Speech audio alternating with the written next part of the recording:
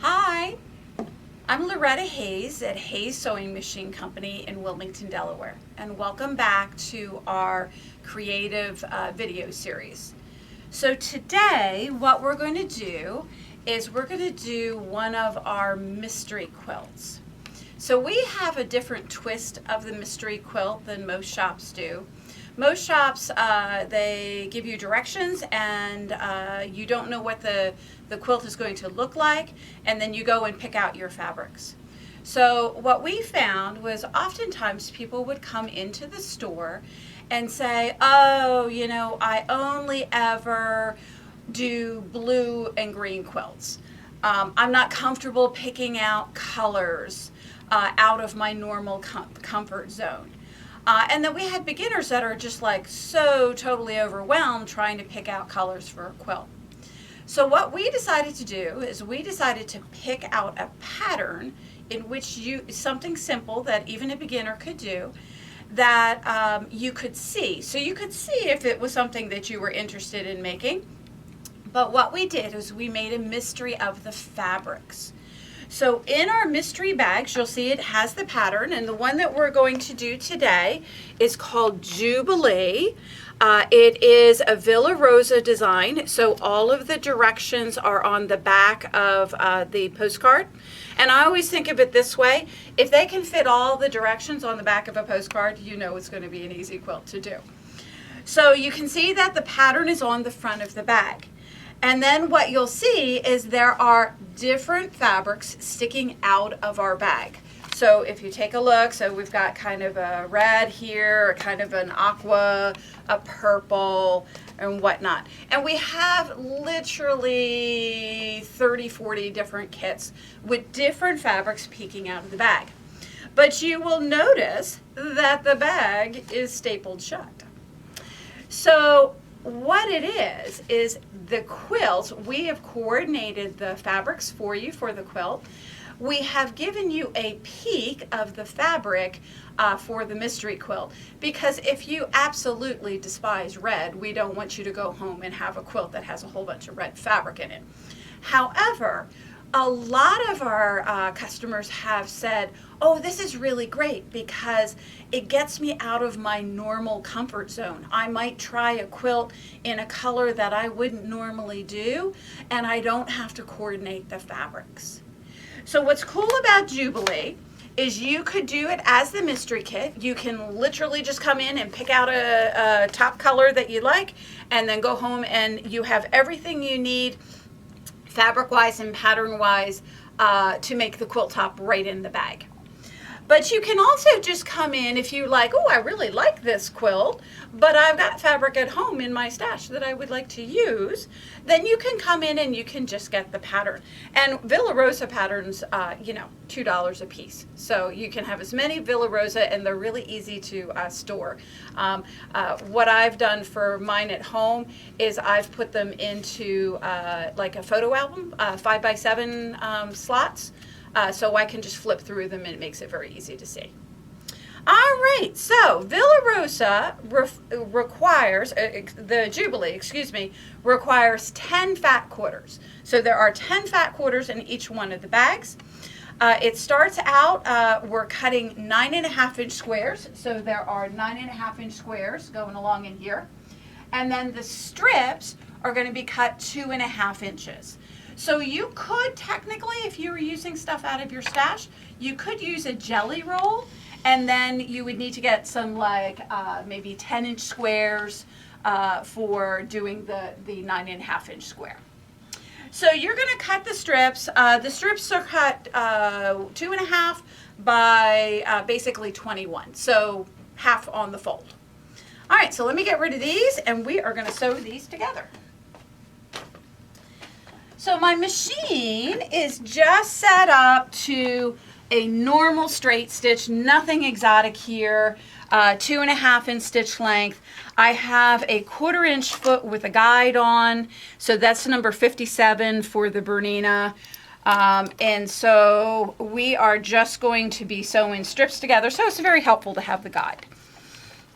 So we're going to take and we're going to join together 3 strips. So when I was doing the majority of this sample, I literally just picked up 2 strips. So long as there was some contrast between them, I sewed them through. And so we're going to line up our edges. No need to pin this. You're simply going to line up 6 inches in front of the foot. You'll sew that 6 inches. You'll line up the next 6 inches in front of the foot. And we'll line up the next one. If you come across where you don't have it lined up exactly at the bottom, totally doesn't make any difference. And to the point that you really don't want to pull them to fit, you're really wanting the quilt strips, excuse me, to lay nice and flat. So we'll come to the end, we'll cut our thread. You don't even need to back tack. Now, we are going to be doing sets of 3, but here's the tip of the day. Don't go ahead and sew your next strip on until you press these 2 strips. It is so much easier to get a flatter press when you press each seam individually. So we're going to head on over to the ironing board. Pam's going to follow me around. And so we'll just give it a quick press to set the seam. And then I'm going to place the darker of the 2 strips away from me on the ironing board. What you'll see is that my seam allowance is facing that darker strip. And we're going to take the iron and we're going to use the lip of the iron and we're going to press in a backward stroke. So not pressing like we're ironing a shirt, but really letting that lip catch a hold of the seam. Once I get it pressed entirely, I'll just go back and give it just a quick lay there. And so now you're going to have your seam allowances facing that darker fabric. If you're uncertain about your pressing, take the time to just pull on the seam. If you have an accordion seam, if it opens up, now's the time. It's super easy. Just go ahead and repress it and make sure that it's completely flat. So you are going to end up with a total of 10 of these sets. So you're going to have 10 of the 2 strips going together. Then you're going to come back in and you're going to take and you're going to put the 3rd strip on. So you can start, when I picked up the first 2, I literally just picked up, if they had contrast, I was good.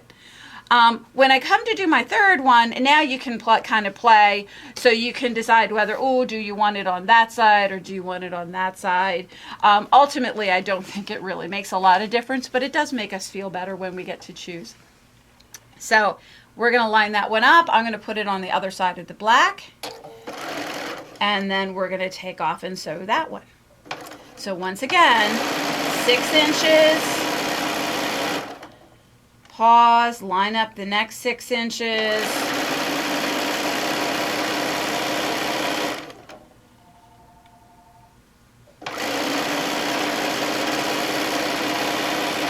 And we're going to sew our strip. Come to the end, and we'll head back over to the ironing board. And you can hang out there, Pam.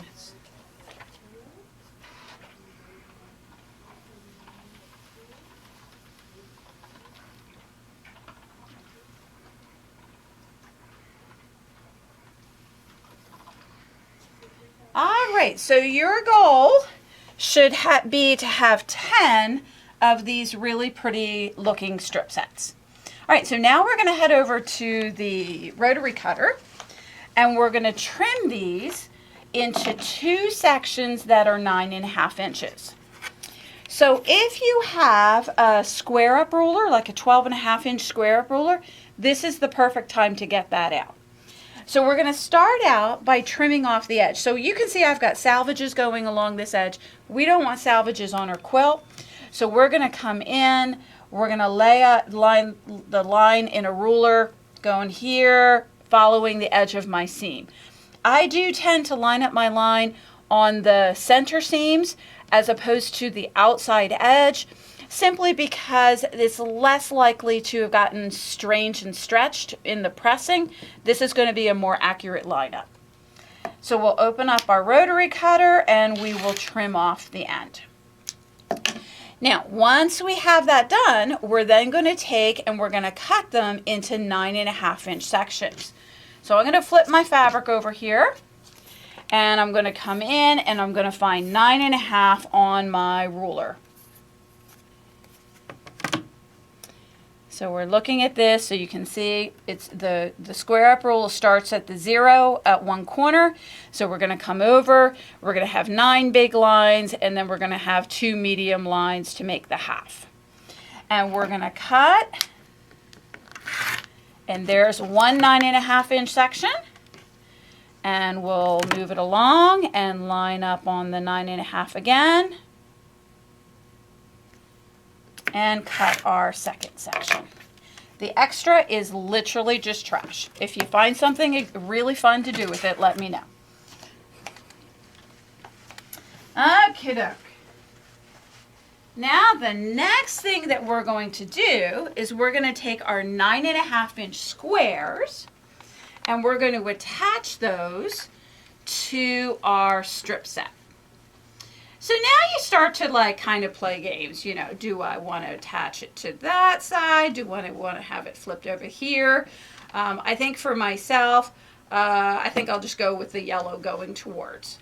So we're going to line that up and 1/4-inch seam that. And in a perfect world, it's going to line up exactly, right? But in my world, that doesn't always happen. So if you have one that is slightly longer, so imagine that my square was maybe a little bit longer than my strip set. So long as it isn't like massively longer, I can come in and I can grab a hold of those 2 pieces of fabric at the end. And it would ease that fabric in by the time I got there. We're going to stop about a stitch before we come off the edge, and we're going to pick up our next one, and we're going to come in and we're going to line up this one. And I need to check a measurement here because that doesn't look quite right. Nope. Oh, ladies, I miscut. So let's come in and let's cut something else. Never a good thing when the teacher miscuts.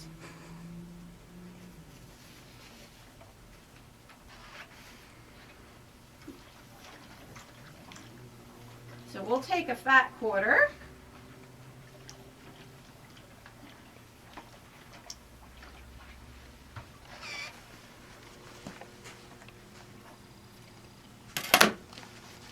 And we'll head back and we'll trim this.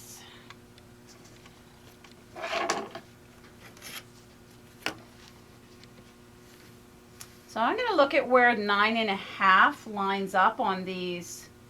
Do you see how there's kind of stripes in here? So 9.5 will go about there. So I think I'll position it about like that. This is where my OCD kicks in, guys. I would like to have that center stripe kind of centered in the middle of my block. So we'll cut that one off there. We'll flip it around and get a 9.5.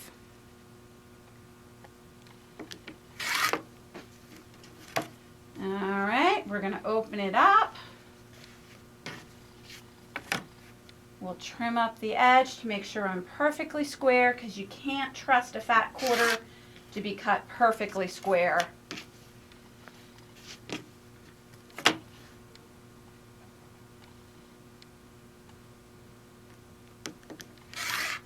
And there we go. So that's a 9.5 by 9.5, which is going to go so much better for our project here. And the big question of the day is, am I going to have it going sideways or vertically? I think we're going to have it run sideways. So we'll line that up. And we'll sew right from one over to the next.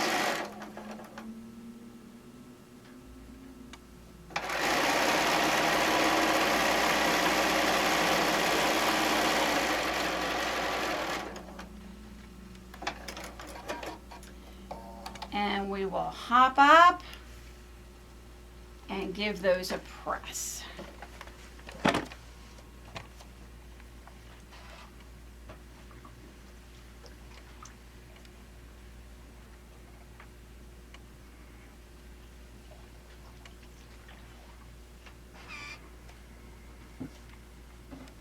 Okey-doke.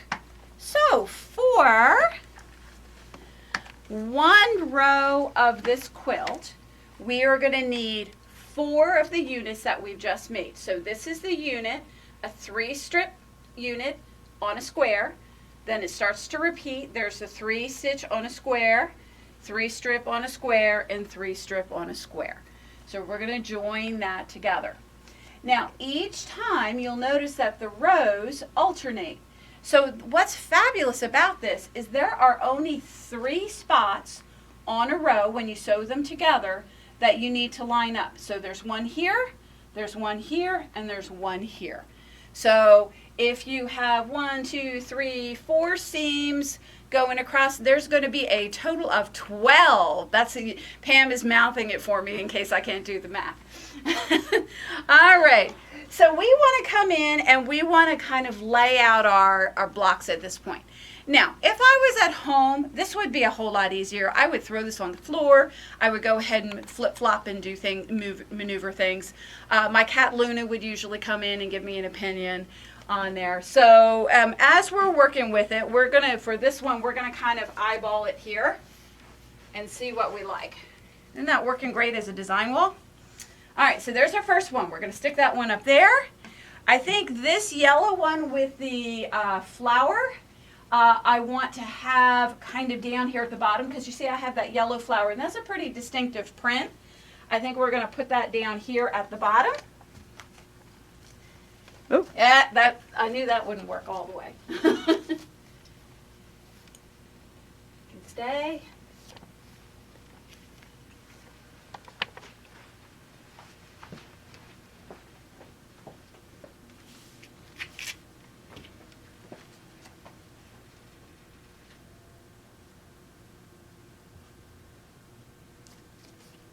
Perfect.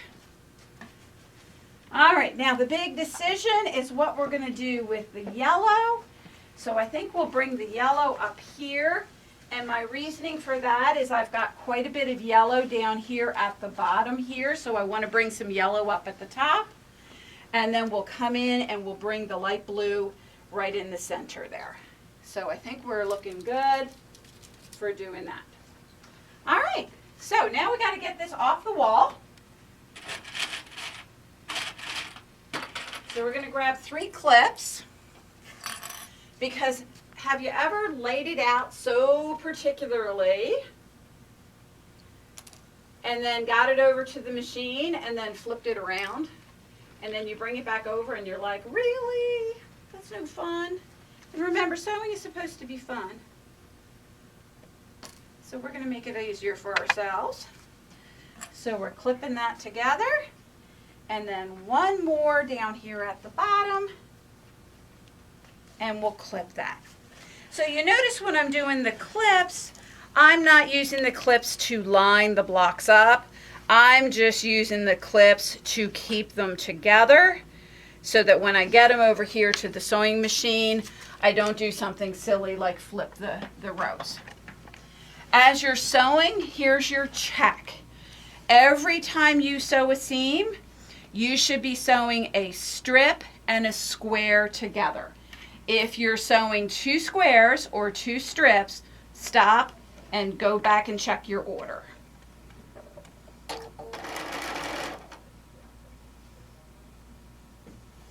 So we'll line that up.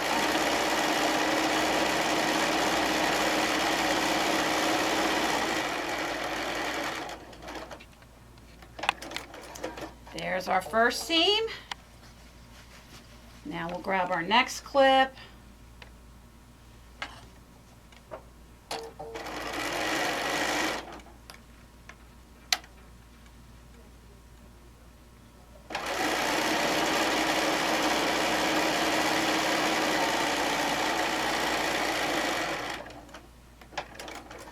And one more, and we have our row together.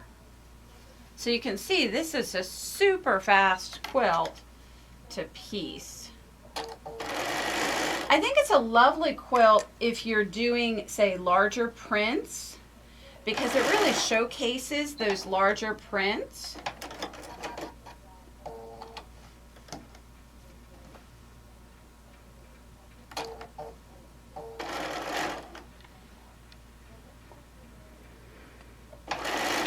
It would be a great one to do if you were doing a kind of an ombre type thing, so light to dark.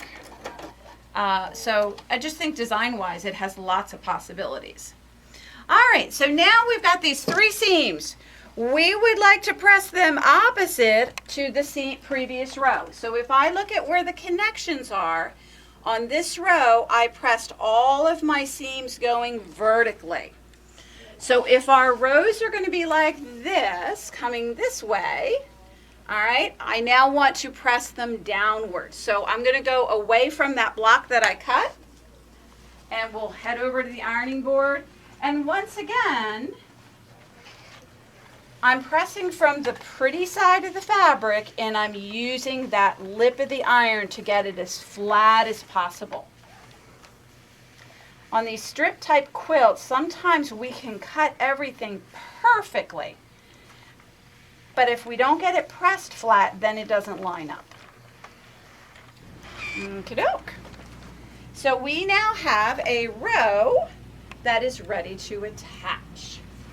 So we're going to come in. This is going to be the top of my row. We went through all that organization. It might be nice to go with it.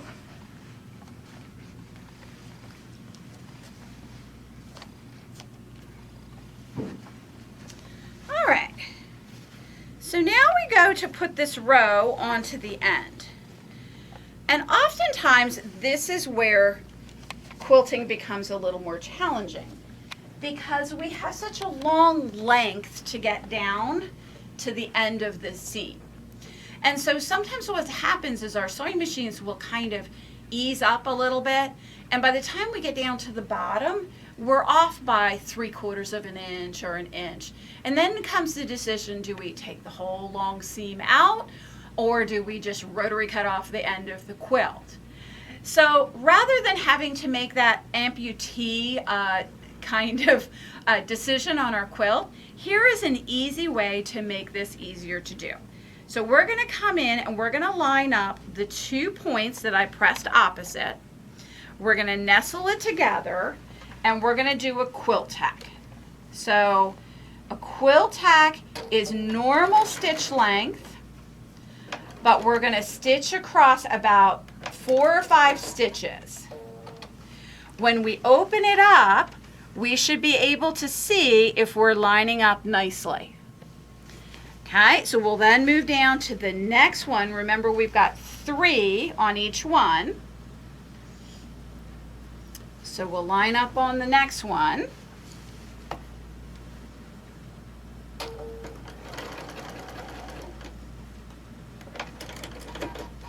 And we'll tack the next one. Okay, that one looks really pretty.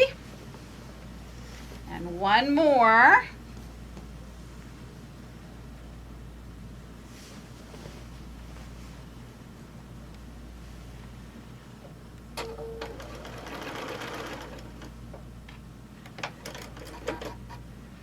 Okay, and we open that one up, and that one looks pretty as well. Now, what happens if one of them didn't look pretty? I'm going to come up to this one because I think on the lighter thread, the lighter fabric, you'll be able to see it better. If you didn't get it lined up, you can literally grab a hold of the thread and pull that out. So no seam ripper necessary, and then we can go back and we could re-tack it. I have a personal 3-strike rule. I will tack it 3 times, and then honestly, I'm the only one that's ever going to notice. So we've got that in. There we go. We've got a nice pretty tack. All right, so now this serves two purposes. Number one is going to be, Pam's laughing at me.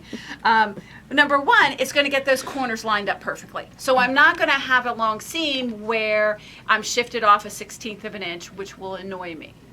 The second thing it does is it lets me see if I have any bigger sections. So can you see how I have a little poof on this side of my quilt?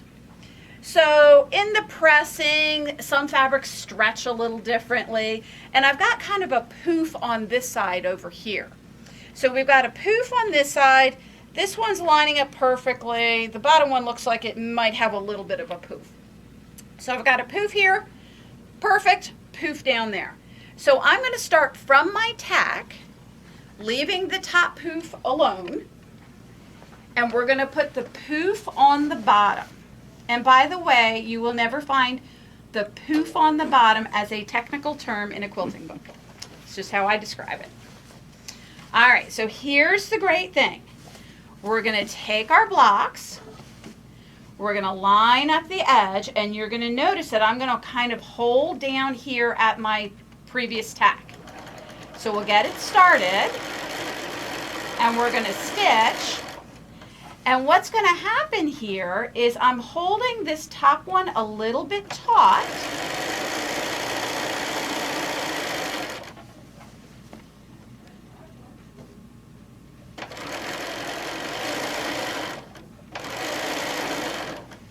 And by the time I get down to that tack, it's laying in there beautifully.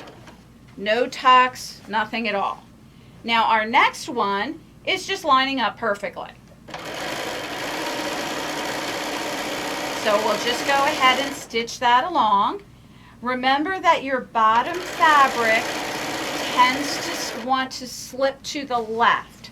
So make sure that you're seeing both of your layers as you're running them through. And I try, if I can, to keep my seam allowances pressed the same direction. Sometimes what you'll find is the foot will flip them, so I'll try and make sure that I keep them the way I press them. Then we're going to come in here at the bottom. This one has a little bit of a poof, so we'll come in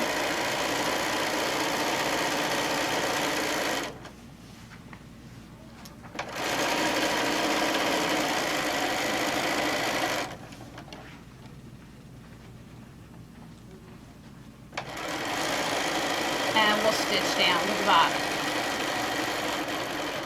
Now, what about the poof at the top? Why didn't I start at the top? Well, the problem with the poof at the top is the poof at the top was on top of my fabric. So the other poofs were underneath. So what we're going to do so that we can get that poof on the feed dog is we're going to flip the whole quilt over and start from the tack and then go ahead and line up